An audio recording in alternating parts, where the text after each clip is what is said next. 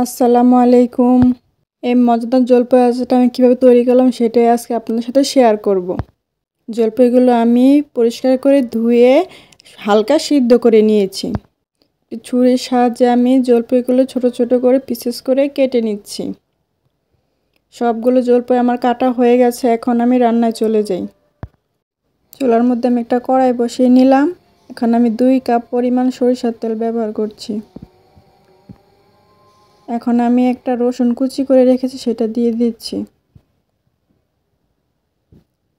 রসুনটা কিছুক্ষণ ভেজে নিব।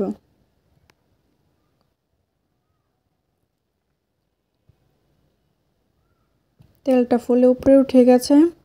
এখন আমি এখানে সরিষা ব্যবহার করব, গুঁড়ো করা সরিষা।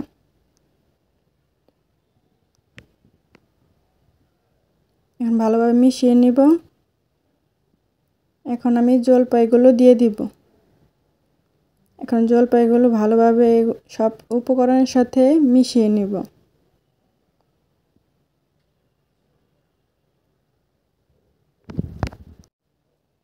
চারপাশ থেকে ভালোভাবে নেড়ে নিব।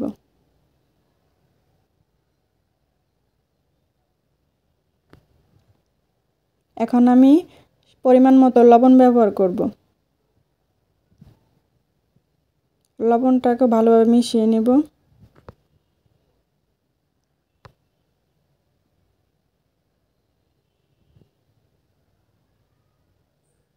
এখন আমি ধনিয়া গুঁড়ো ব্যবহার করব।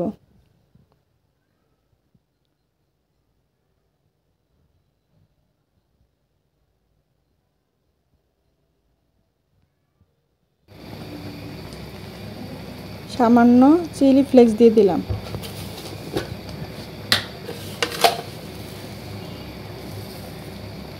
আমি 4 চামচ চিনি ব্যবহার করেছি। এখন সব উপকরণটি ভালোভাবে মিশিয়ে নিব।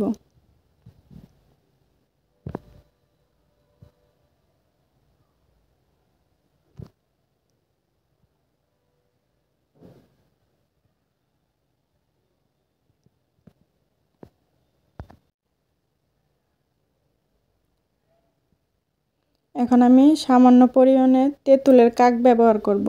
আমার জলপাইগুলি একটু টক কম ছিল সেজন্য।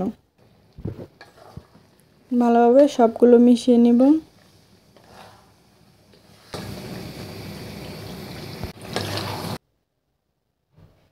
জলপাইগুলো একটু ভাজা ভাজা করব।